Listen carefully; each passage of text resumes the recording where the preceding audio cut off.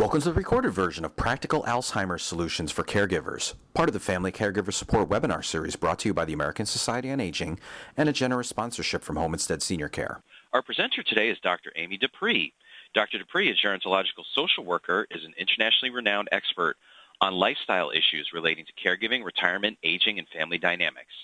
Dr. Dupree is president of Essential Conversations, Inc. and Dr. Amy, Inc., a company dedicated to family caregiver wellness. Dr. Dupree holds a PhD and master's in social work, specializing in gerontology, and she earned her CSA, a designation for which she also trains others as part of their accreditation. Dr. Dupree is a much sought-after speaker at corporate and professional events on the topics of caregiving, aging, and retirement, and she's also a frequent guest on radio and television. And with that, I'd like to welcome our presenter, Dr. Amy Dupree. Welcome, Amy. Thanks, Steve. I appreciate that very much, and welcome to all of you. I'm glad to have you joining us today. We're kind of this is I would call a jam-packed filled webinar, because what we're talking about today are practical Alzheimer's solutions for caregivers. And, you know, if you think about the people that most of us are involved with, they have a variety of needs, and obviously they need different types of support that caregivers need, both the very practical support, they need emotional support, and we have an opportunity today to kind of hone in on some of this. So what we're going to really talk about today is how do we do a better job of supporting family caregivers. And as we talk about that, I want to share with you some statistics that I think we probably all know well, but it's important, I think, to revisit these because it does set the context for us. So when we talk about dementia and dementia being a growing concern, I'm sure we've all heard the numbers. You know, in the United States, the Alzheimer's Association reported that in 2011, an estimated 5.4 million Americans had a type of dementia. 5.4 million Americans. And that figure to me is staggering. And according to Alzheimer's Disease International in 2010, there were 35.6 million people in the world living with dementia, and that number is expected to increase to 65.7 million by 2030. Again, shocking figures and things that should make all of us as professionals say, what do we do to have an impact on this? So let me talk to you a little bit about family caregiver stress and some of the issues related to that. Taking a look at the family caregiver stress, since we know having dementia involves a loss of memory, cognition, judgment, and the ability to take care of ourselves, we know that caring for somebody who has Alzheimer's or any other form of dementia, we talk about Alzheimer's, but obviously we're thinking more broadly than that because it's not just Alzheimer's. We just know that Alzheimer's is the primary form. We know that caring for somebody with dementia is usually much more demanding and much more stressful than caring for someone who's ill but not cognitively impaired. As a matter of fact, and you can see this on your screen, 61% of family caregivers of people with Alzheimer's and other dementia rated the emotional stress of caregiving as high or very high. And I think that, again, 61%, when we hear that, that should make us stand up and take notice and say, what can we do as professionals to help that? The other fact that I think is really key is about 33% of family caregivers of persons with Alzheimer's or other dementia report symptoms of depression for themselves. And, you know, we know that depression is a huge issue in our country, but when you look at specifically this population, we see that they really, really are struggling with this. And again, as professionals, we need to see what we can do about that because we're faced with a pretty stark picture. We can look at that a large number of our clients have Alzheimer's or another form of dementia, or they're caring for someone who's afflicted. And we know that this is a growing trend. Most of the care that we're talking about being provided for somebody with dementia is provided by family caregivers, and they're devoting a large number of hours to the task each day, and we can actually say really each week when we look at it. Many of these caregivers are really seriously stressed by their caregiving duties, more so than caregivers, again, who are caring for people who don't have Alzheimer's. So what we're going to focus on today are some things we can do to help those loved ones enjoy the best quality of life possible as they're caring for someone with dementia. So let's take a look at the common symptoms of Alzheimer's disease. And again, I'm assuming for most of you on the line, this is a review, but it is a good review because just last week I was doing a presentation to an Alzheimer's Association group, and people came up to me individually and said, can you please tell me what the symptoms are again of Alzheimer's, because I'm worried because my parent has it that I have it. And I always refer them back to the Alzheimer's Association site to look at these, because I think it's key that we send them back to the source. And then I always recommend to people that they make sure that they see their doctor and they have an assessment if they have any concern about having dementia.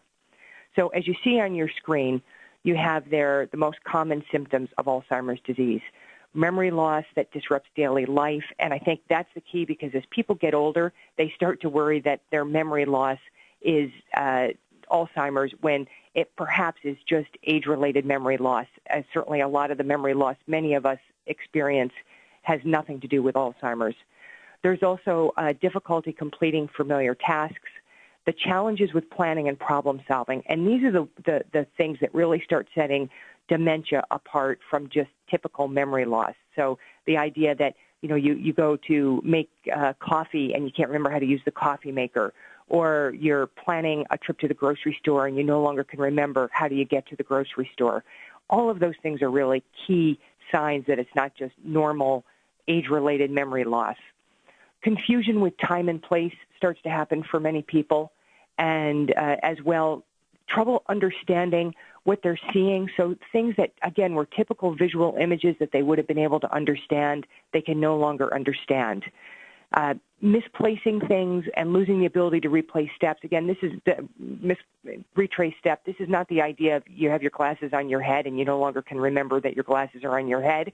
This is much more about the fact that you're seriously misplacing things. I always say to people, if you start finding that your running shoes are in the refrigerator, that's a problem. That's the kind of thing we're talking about. It's things that are quite out of place. It's not just normal, everyday memory loss. The decreased or poor judgment, and this is often one of the signs that families talk about seeing early on, that they look back and they say, my parent who always used to behave in such a way is no longer able to do it, and we didn't know what was going on, but now when we look back, we recognize that their judgment got to be very impaired. Withdrawal from work or social activities, often, again, a very early sign. People start pulling back. They stop attending events they used to attend. They start finding that they're no longer interested in the activities, and we think a lot of that has to do with confusion, that people are no longer able to participate, if you will, because their brains can no longer process what's going on. And then the change in mood and personality. Again, all of these very early stage things that we start seeing that when you ask families in retrospect, they can often talk about, that they remember that, their parent who used to be so easygoing suddenly has these outbursts. And then usually a little bit farther along, people start having the problems with speaking and or writing. Okay, so let's look at the categories of symptoms here and talk about it from that standpoint, because there are two categories of symptoms. We have the cognitive symptoms. These are symptoms due to memory loss, things like the confusion, the judgment, and the repetition that you see. And then on the other side, we have behavioral changes that people experience: aggression, anger, agitation, bedtime struggles. Now, you can imagine that this is the stuff that family caregivers struggle with the most. So let's talk about how we support family caregivers specifically. So there are three types of support that family caregivers really need: the emotional support and self-care. How do they continue to take good care of themselves while they're caring for somebody with dementia? And we focused on that in earlier webinars this year about how do we help people better support themselves in that way. And then the other thing that on the bottom bullet you have there are the services that people need. And again, we focused on services in earlier webinars. And so today what we're going to focus on really the practical guidance. What we mean is when family members are dealing with daily tasks and trying to get people to participate in things like bathing, eating, how do they deal with that when they have a family member who isn't able to cooperate anymore, how do they have the ability to help move them through those tasks and also maintain some harmony in the house and reduce the stress for everyone? So that's what we want to focus on today, is the practical guidance, which is what so many of our family caregivers are really struggling to find. So I want to share with you a resource that you may not be aware of yet. And this is a new book that it's out that's called Confidence to Care. And this book was written and published by Home Instead, Inc., which is the franchisor of the Home Instead Senior Care franchise that you may be familiar with that sponsors these webinars. And this is a fabulous book because it's very practical. And what you will see today on the webinar are things directly from this book, so it'll give you a little bit of a taste of it. If you have somebody that you know that is caring for a family member at home, this is a great guide because what they can do is flip to the part that they need to read about, and it's done in bulleted lists, so it doesn't require a lot of time to read, and it is chock full with very practical strategies. And I'll tell you why Home Instead wrote this book. They had developed Alzheimer's training for their professional caregivers and then later extended that to family caregivers. And I believe I've referenced that before in webinars. You can look at that online at helpforalzheimersfamilies.com. But they knew that families needed more, and they needed specific strategies that they could access when there was something going on that they couldn't manage. And so what they did was develop this book. As well, they developed an app that can be downloaded that has these practical strategies in it. And the app is called Alzheimer's and Dementia. And again, it's a free app, and you can send families to that. I think the important thing here is, again, the practical aspect of this for family members who are caring for someone at home and are frustrated. And we know that one of the best things we can do is help support those family caregivers, because if they burn out, that's when people are often placed in facilities earlier than perhaps the family might want, or unnecessarily so.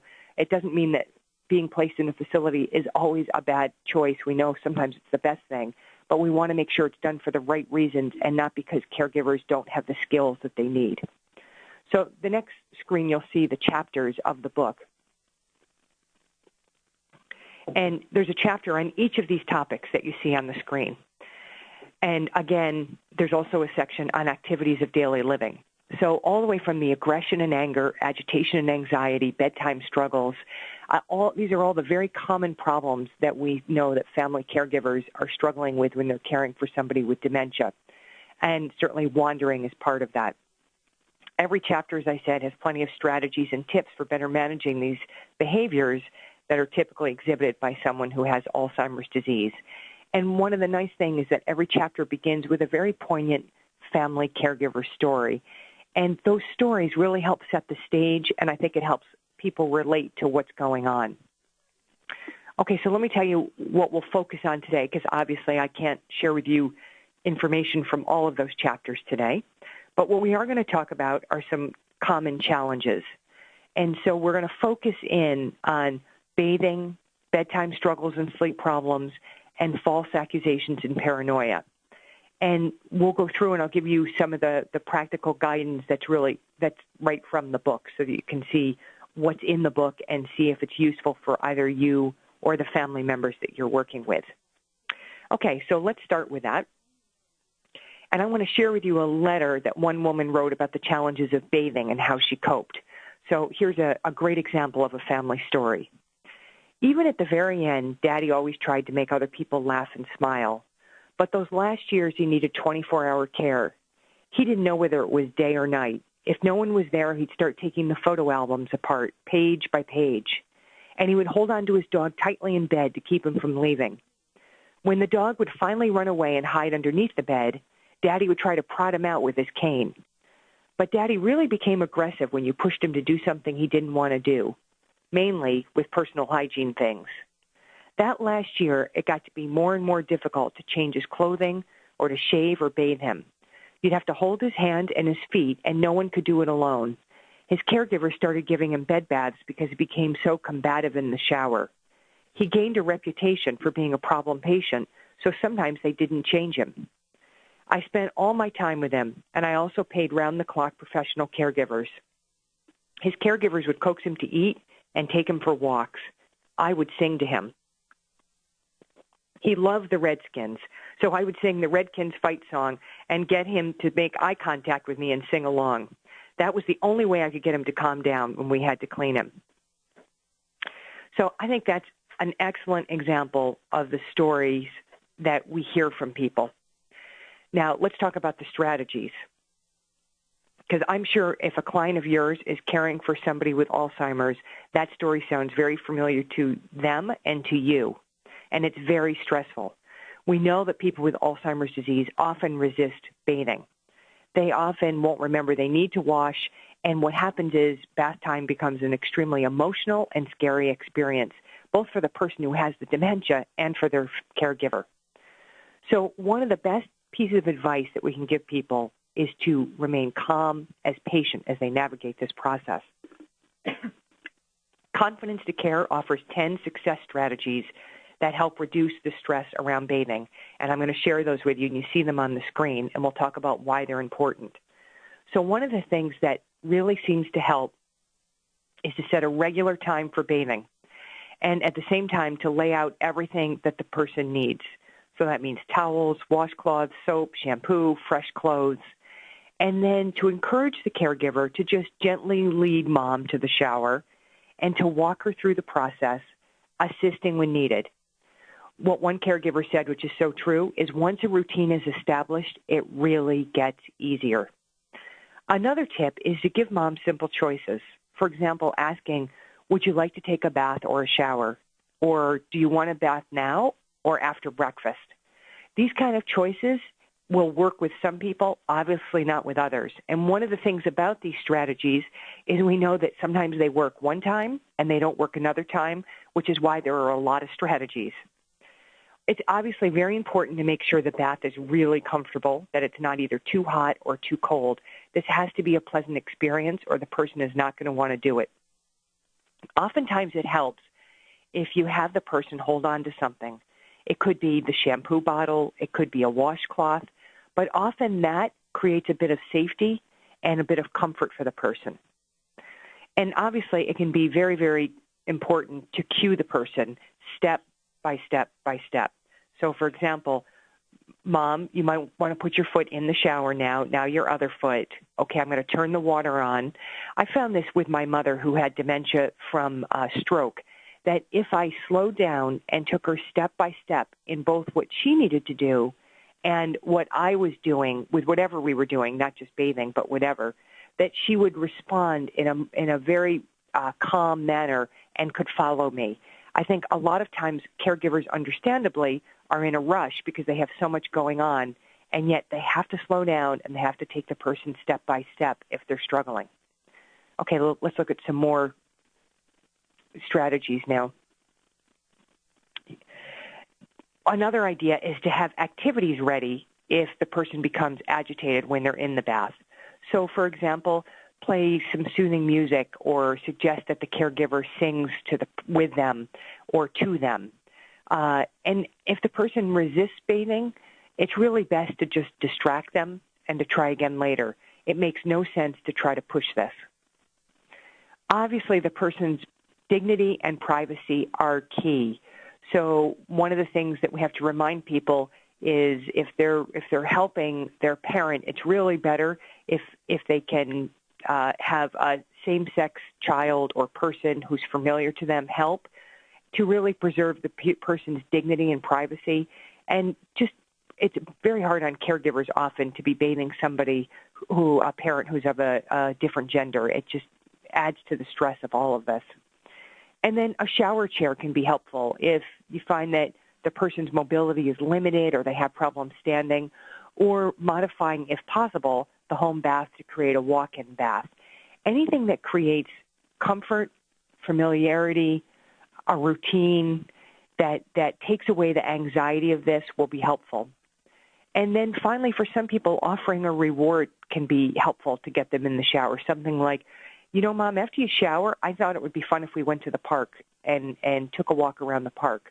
Oftentimes something like that will make the difference. Now, bathing, again, can be one of the most stressful things caregivers have to do. And so I think the message with everything we're talking about today is there's no one-size-fits-all easy answer. It's try this, try this, try this, and see if it works. Oftentimes people no longer want to take a shower because they're afraid of the water coming down on them. And so a bath becomes a more comfortable, calm place to be. And I think being able for the caregiver to assess that and make the changes are what really matter. Okay, so let's talk about now another issue. And this is another story that I want to read you. And again, this is a woman named Debbie from Eugene, Oregon, who I think really explains what so many caregivers go through. She says, my mother was so embarrassed about what was going on that she didn't tell us anything about it until she wound up getting really sick. It was then that I realized she probably had not slept for more than 2 hours in about a year and a half. My dad would get up, he'd turn on the light, and that would wake my mom up. She'd then try to get him back to bed, and then he'd say that he was hungry. That would go on for 20 or 30 minutes, and then finally she'd get him back to bed, and an hour later it would start all over again. If he didn't turn on the light, she wouldn't wake up, and he'd wander out of the room. Then he wouldn't know where he was, and he'd bellow for her. So she'd wake up with her heart pounding, wondering what had happened and where he was. He was always flooding the toilet in the middle of the night. He'd take wash rags and flush them down. She had to have the front yard dug up 3 or 4 times to unclog the pipes. And of course, over time, her coping mechanisms started to diminish. She was tense and irritable all the time, especially with him, and she kept getting sick. The effects of sleep deprivation cannot be exaggerated. And I think that's such a great line because we know that the sleep problems that the person with Alzheimer's has so impacts their family member. And without having sleep, people just do not function well. So let's talk about now some of the bedtime struggles and sleep problems. First of all, people often ask, why does this happen? Well, we don't fully know. We do know that nighttime can be challenging for those who have the disease and, again, for their caregivers like Debbie and their family.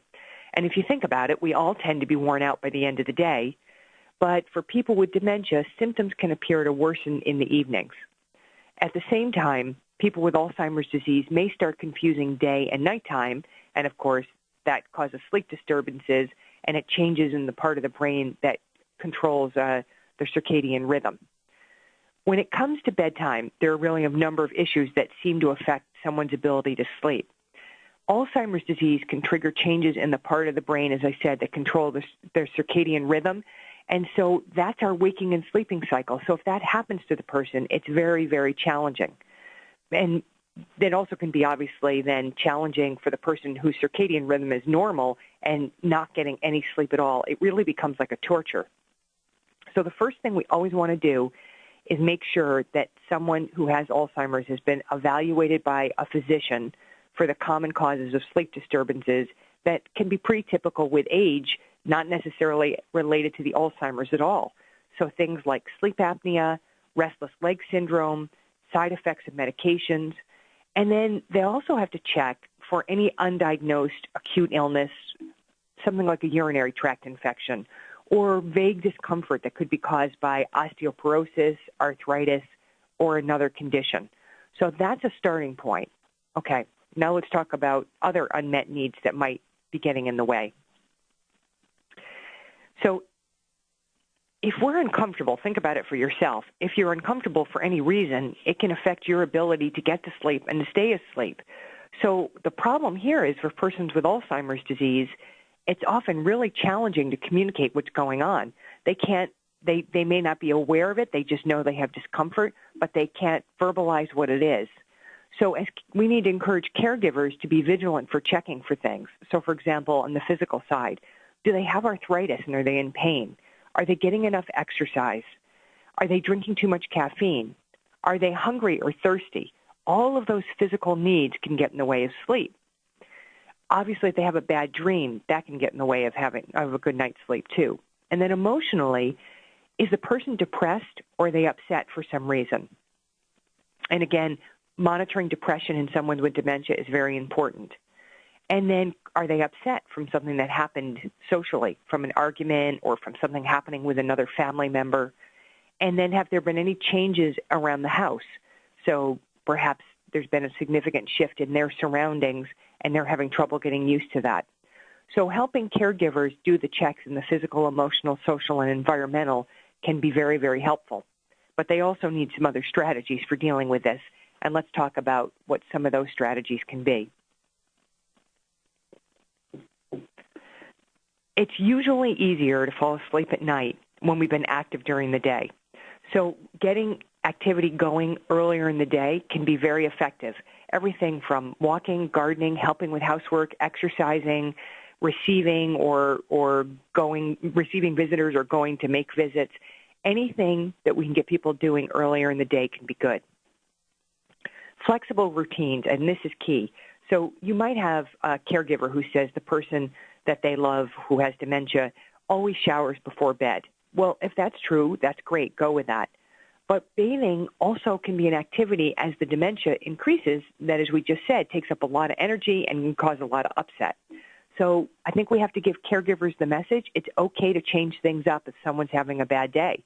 They can do a simple wash up of face and hands before bed if that's going to make it easier for everyone. Obviously, you want to make sure the person's is clean enough, but it doesn't mean they have to have that nightly bath.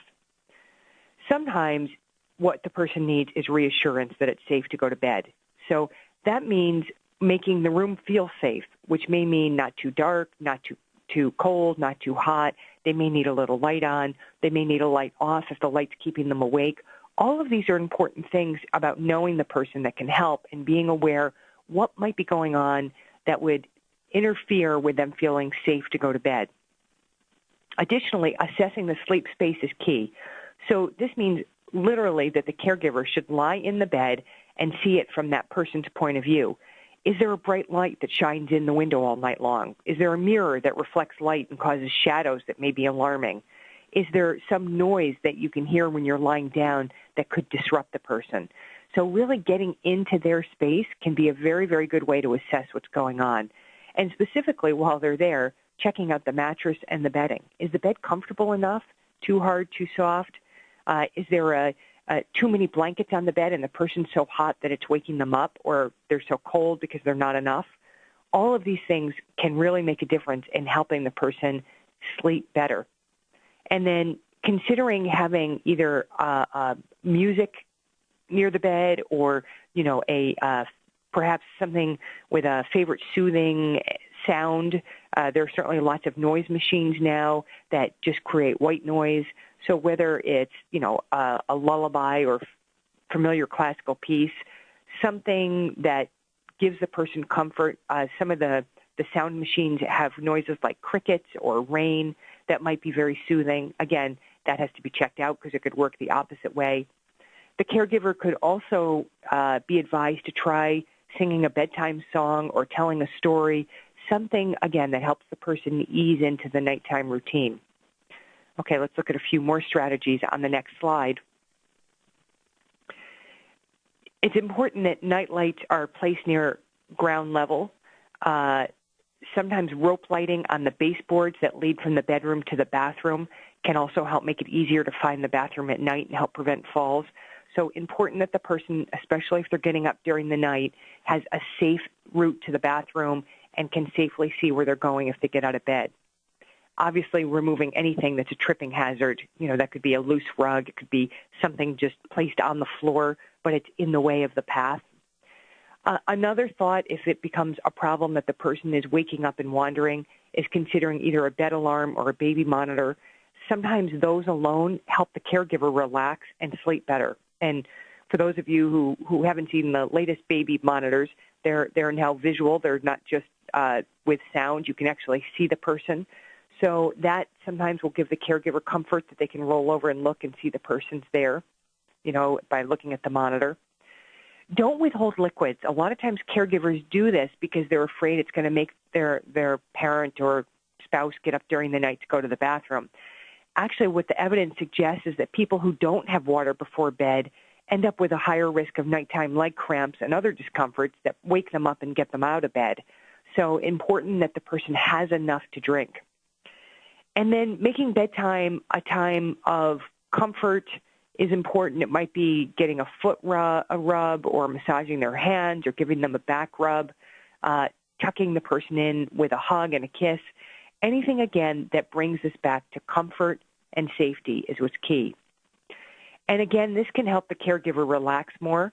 They may want to make sure that their loved one can't get out of the house at night while the family's sleeping by either alarming the doors and the windows or installing special locks, but something that makes sure that the person will not be wandering in a dangerous way outside is very, very key. Okay, so let's talk about communication for a minute.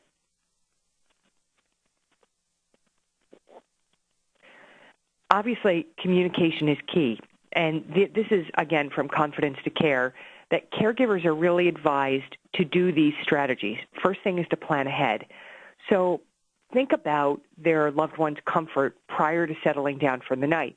So they can ask if the person's still able to respond. Are you warm enough? Are you too cold? Are you hungry? But anything that helps them ahead of time so that they don't end up then waking up because they haven't dealt with it before going to bed. Cueing the person can be very helpful. So, for example, if it's bedtime, the caregiver might say, I'm really tired. You must be too. How about if we go to sleep now? Something that starts the process going. And oftentimes you'll need to give a reason.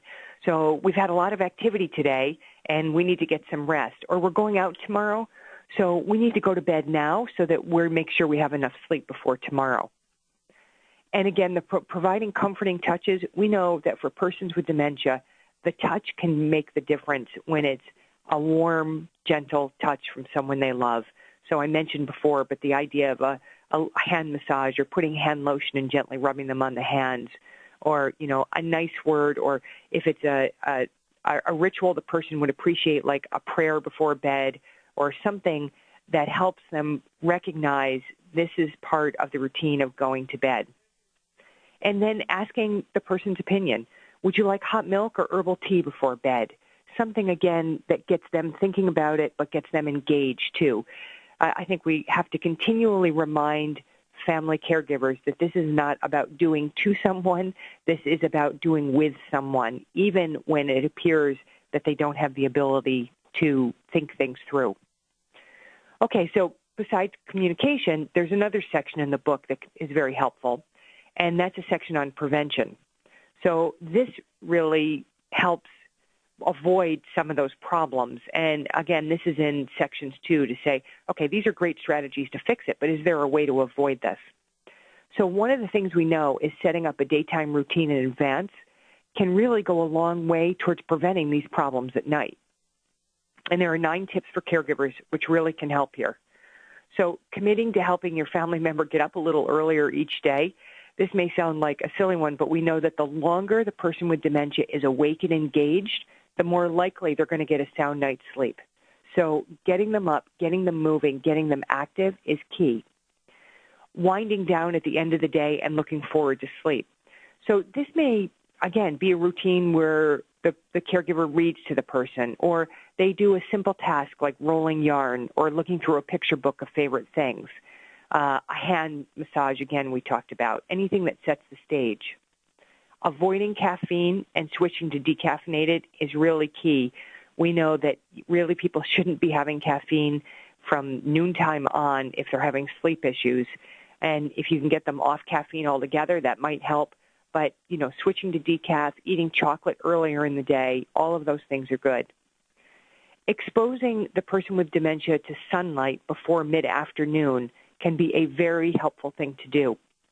The natural light helps maintain our natural sleep cycles. So taking a walk outside or sitting on the porch or in a sunny part of the house or taking a car ride, anything that gets the natural light going for them will make a big difference. And then exercising daily is key too. This could be, again, a good walk, but not letting the person just sitting all day. And then eating the main meal at noontime instead of at nighttime helps digestion issues from getting in the way. That can be a problem. Letting the person nap in the early afternoon, if that prevents them from being overtired. because many people we know benefit from a 30-minute rest after lunch or in the early afternoon. Now, later in the progression of Alzheimer's disease, we know people will sleep longer both at night and during the day as they're no longer able to really cope with the disease. But I'm talking about earlier stage. People sometimes benefit from a nap. As long as that doesn't seem to be interfering with the sleep, it can be a good thing. And then, again, providing activities earlier in the day. It could be something as simple as helping to polish shoes or wiping down counters, but getting people moving is key. And then, obviously, avoiding what's upsetting late in the day is important. So if the person's watching news or reading something that is troublesome right before bedtime, those images may interfere with their ability to get enough sleep. Okay, so now let's talk about the caregiver specifically.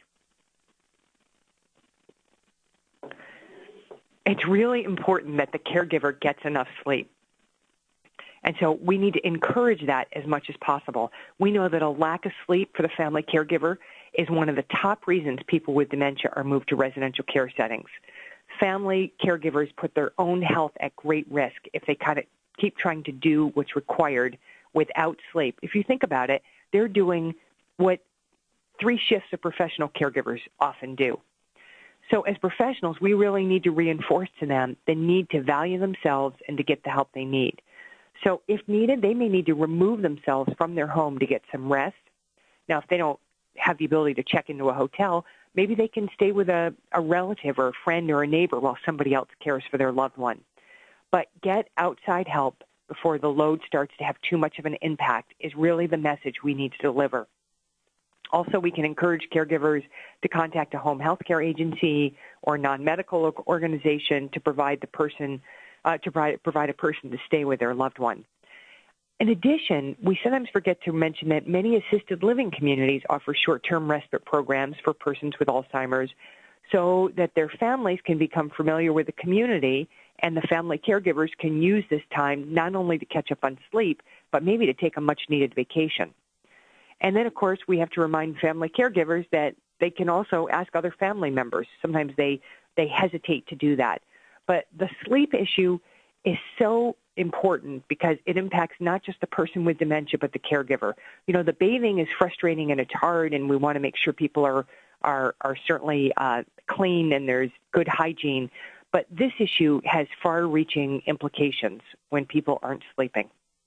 Okay, let's take a look at the third thing. And I want to share with you one last story. Fear. Mom's got a lot of fear. It's like calming down a small child. The good side of this is that she's overly cautious. She's not a wander risk. When Dad's not home, she doesn't open the door, doesn't answer the phone unless she knows the number and the caller ID. She's very attached to my dad. He's aged so much that she was diagnosed. He will kill himself trying to take care of Mom. At one point, we found bills were stacking up because he couldn't sit down to pay them. Mom would be up all day and all night calling him, and he was right there. Thankfully, we got power of attorney before she was diagnosed. We always try to include Mom in conversations, but even if she thinks we're talking about her behind her back, she'll get so paranoid. Sometimes she is lucid, and she can say how scary this is for her. Other times, she just gets mad. She's suspicious we're trying to run her life. For whatever reason, she's become attached to, like, grocery bags. I've gotten kicked out for trying to recycle them. What we do is we'll pick up a room and say, hey, Mom, let's reorganize this room. We'll get her to tell stories about the things we find. Little by little, we're making some progress. But sometimes we'll be halfway through and she'll ask, why are you taking my things? When that happens, we have to stop right there and change directions. Okay, so this third area we're talking about is about suspicion and paranoia. And, you know, true paranoia is not the same as confusion that causes suspicion. For example, if someone with Alzheimer's misplaces their wallet and accuses someone of stealing it, but then later finds it and they're satisfied that they found it, that's confusion and suspicion. But a paranoid reaction is when the person, well, say when the wallet's found, they say it's a fake. That's not my wallet. That's paranoia. Paranoia can develop partly through fear as the symptoms of Alzheimer's disease sets in. As the person afflicted loses the ability to recognize friends, family, home, it's often a struggle to make sense of situations, places, people. Now, the one thing I do want to say, and that's your last bullet point there, is all accusations should be checked out because we know older adults are often victims of scams and abuse. So there exists the possibility that these accusations and paranoia are based on fact, and we don't want to dismiss them without checking them out. So let's talk about a couple of successful strategies here. Dealing with paranoia obviously is challenging, but there are good strategies that caregivers can use. Distraction and diversion work really well with a lot of challenging behaviors, and they work really well often with paranoia. They can also draw their loved one's attention to something that's interesting or suggest doing something familiar and enjoyable like playing cards or taking walks or visiting with friends.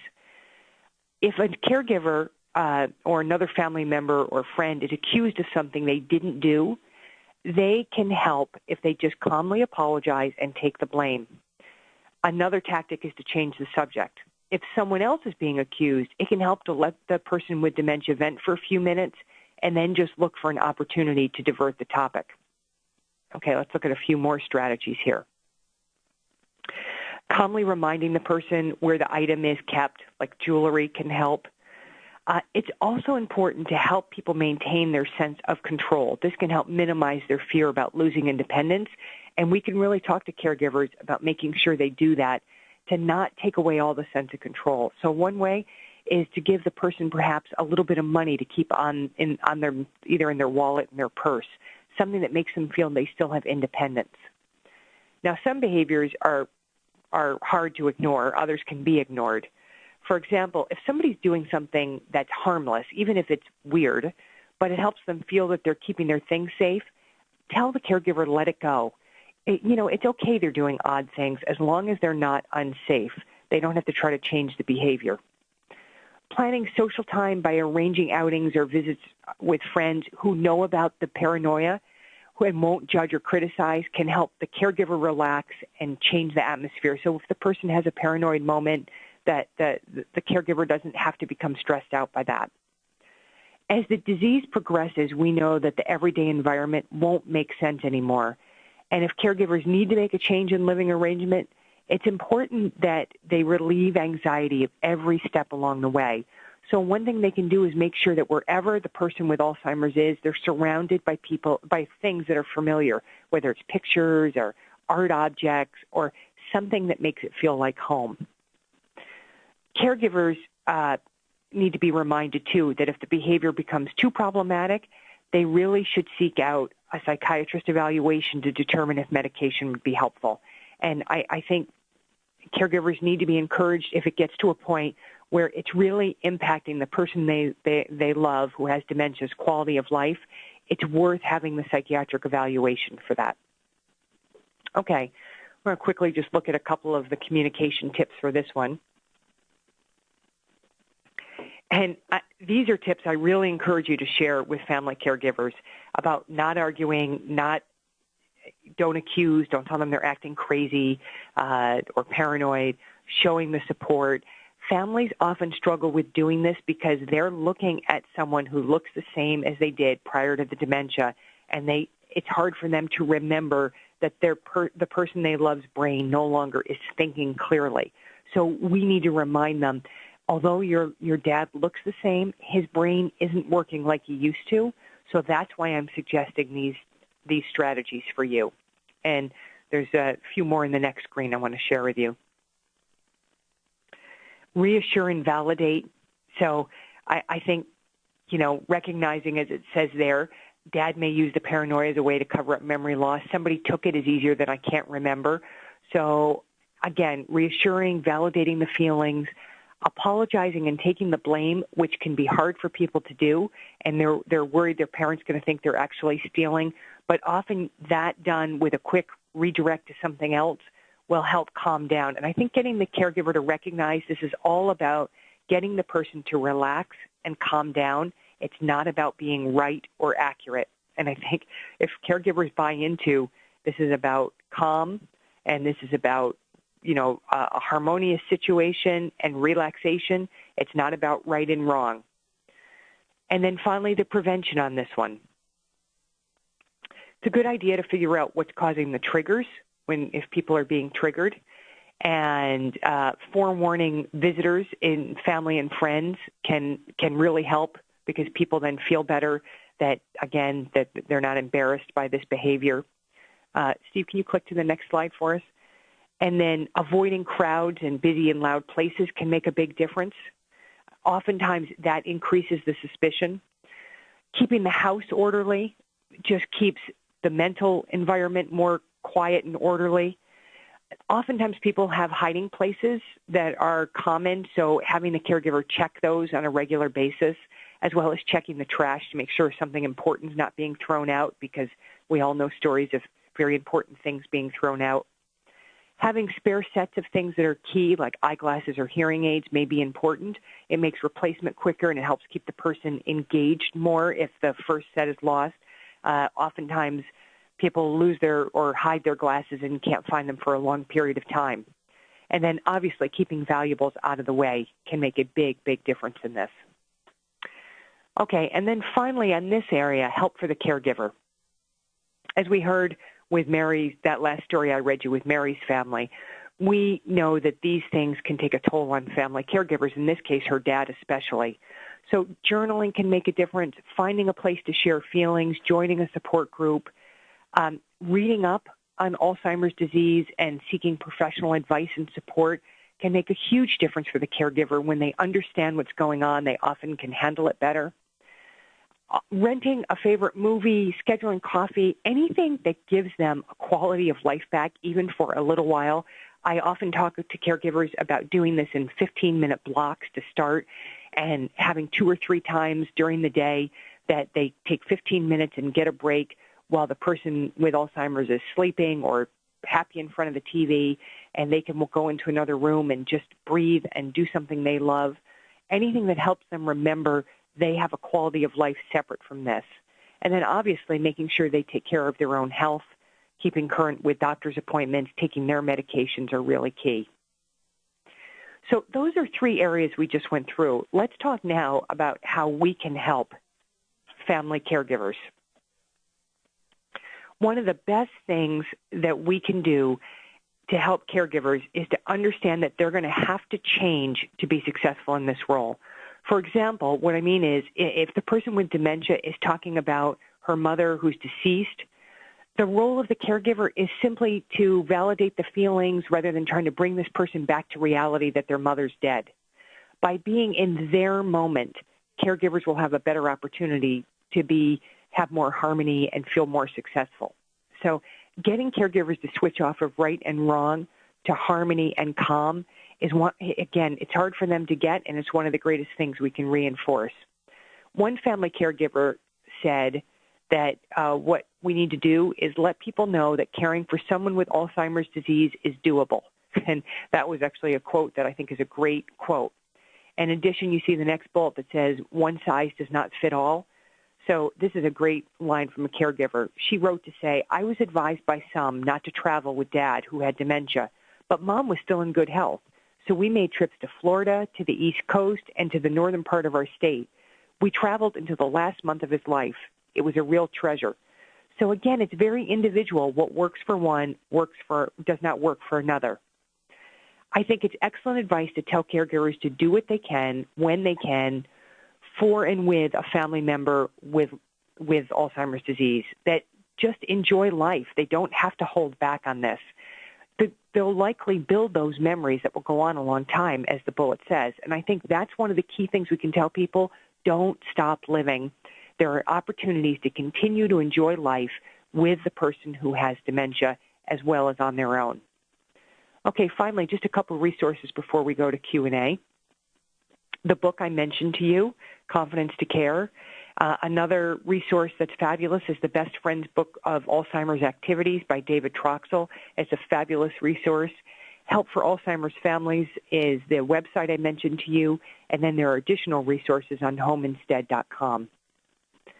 And then finally, as we finish, I just want to ask you to think about what the next steps are for you. So what can you do to help family caregivers learn about the disease, and what can you do to support your clients? And I would say to you, one of the best things you can do is help them set realistic expectations, to listen, to help them accept whatever feelings they have. That if you listen to the person who is caring for the person with dementia and help them be realistic and then help them develop practical strategies for dealing with these challenges of caring for someone with dementia, you will have given them a huge gift. Okay, I'm going to turn this back to Steve so we can go to Q&A. Steve? All right, Amy, thanks a lot. Great presentation. And as you can see from the slide up on your screen, it is time for the Q&A portion of the webinar. So please text us in those questions, and we will pose them to Dr. Dupree. Okay, the first question here, Amy, could you suggest some words or ideas to transition as a distraction from paranoia? Yeah, I think the quicker that, again, you may need to listen for a minute and to validate if a person's feeling paranoid. But the move from whatever's happening, so I would say this can work well, not just if somebody's experiencing paranoia, but if you're just trying to move them to another task. You can say, oh, Mom, I was just thinking, I think that TV show that you love is on right now. Would you like to come watch it with me? Anything that can help with distraction. Now, the person may not get off what they're talking about that quickly or that easily. You may say, but if you sometimes act like, oh, this just occurred to me, and, oh, I know that TV show's on, and I'm assuming here that perhaps you might have a TV show recorded and that you could then direct the person in to watch that. Or, oh, I just looked, it's really lunchtime. Are you feeling hungry? How about if we go make lunch together? You have to do it in a natural way, so it has to fit the setting. But the goal is to just gently move the person without calling attention to the fact you're doing it. And sometimes you can just say, Mom, I really hear that's upsetting you. And I'm wondering if we can keep talking about that while we go in here and have lunch. And then simply by leaving the room, oftentimes people will get off of something if you move the setting. So simply by walking into the other room, starting to make lunch, you may be able to just shift it that way. So if you can't get them to shift with a hard shift, you can do it more gently by saying, can we keep talking about that while we do this? And again, the activity may be distracting enough that then you're able to move them off that topic. Okay, Amy, can you let us know again the app earlier that you were talking about? Can you talk a little bit more about that? Sure, and this app has the information from the book, as I was mentioning. So you can, it's very practically done, and it's a free app, and it's Alzheimer's and Dementia is the app. And if you go to, I'm in iTunes myself right now, and it says Alzheimer's and Other Dementias Daily Companion, an extension of the book Confidence to Care. And so it's a free app. You can go in and download it. And it's ALZ and Dementia is the app. Okay. Earlier, we were talking a lot about the statistics about caregivers earlier. So the question is, in the caregiver statistics, is there a breakdown there between family member caregivers and professional/paid caregivers? No, that was all family members. So what I was referring to were family member caregivers. I don't have those statistics at hand today for the professional. They're certainly available, I'm sure, but we were talking specifically about what's the stress this causes on families. And, when you think about it, for all sorts of reasons, families are experiencing most of the stress. One is because they're there with the person most of the time. The second is that they have the emotional component attached to this. And one of the things that I often say to family members, and I think if you look at the difference between how a professional views it and a family member, the professional views this in a snapshot. The family member views it in a movie. So the family member has a long history with this person. They remember all the things the person used to do and be like, and it's very hard for them to make this shift in their mind that this is a different stage, whereas the professionals haven't often known the person until they have the dementia. So they're just getting this snapshot view, and they're dealing with what is in the moment. For the caregiver, they're having to deal with the grief of losing this person, the shifts in this person, the changes in behavior, and trying to make the adjustment that this person, who still looks like they looked, is not the same person in their brain anymore. And I think that's all those things add to making it so much more stressful for family caregivers. Okay, next question here. We were talking about time earlier, and the question is, we often struggle with getting caregivers to believe that they have time to get educated. Do you have any suggestions on that front? That's a very interesting one. I think it's a similar. We could say a very similar thing about getting caregivers to recognize that they have time to take care of themselves too. Because as you know, caregivers will often say, "There just is no way that I can do this." So I think we have to be very practical in helping them carve out time. So having them look at their schedule and figuring out, is there someone who could sit with the person that they're caring for an hour so that they can become better educated. And the better educated might be flipping through this book. It might be getting online for helpforalzheimersfamilies.com and watching the videos are 5-minute videos.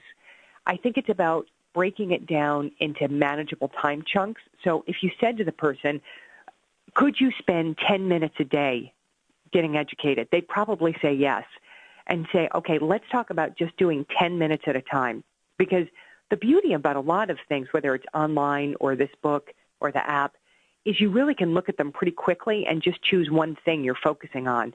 They don't have to go get a PhD in Alzheimer's care. They just have to find practical strategies. And my experience with families is that once they start experiencing the benefit of learning how to manage this better, of course, that creates more time for them to be able to do more education, and they become more invested in it because they see it's helping. But similar I would say, for getting them to take time to take care of themselves too, is you might have to practically sit down and help them figure out how they do that, who can sit with the person while they're doing this. Otherwise, they will continue to say they have no time to do it. Okay, Amy, the book that we were talking about earlier, is that available in other languages besides English? I'm sorry, I don't know the answer to that. I would suggest the book is put out by Home Instead Senior Care, so I think you could get on their website and probably check that, but I am not certain of that answer. And Steve, maybe we can find that out and send that out to people. Sure. Next question here really quick. What kind of distractions would you recommend for someone who insists on being able to drive into town to do shopping and errands, etc.? That's a hard one to answer quickly because it's very dependent on where the person is. A lot of times people have to do things, if the person's still driving, there are a lot of suggestions around this. You might have to move the keys. You might have to sometimes you have to disable the car so it's not being driven. Moving the car can be helpful so it's not within sight, and saying that it's being repaired can be helpful. Again, it depends on where the person is in the stage of dementia. But anything that keeps it, this is a safety issue, so it has to be dealt with. But moving the car out of sight is one of the best things you can do. And then finding alternate strategy, making sure the person's getting into town enough and saying, the car's being repaired, we'll go in together in my car. But anything that keeps them from driving is really key here. Okay. Well, Amy, we are just about out of time for today's web seminar, but I want to thank you again for another great presentation. Thanks so much, Steve.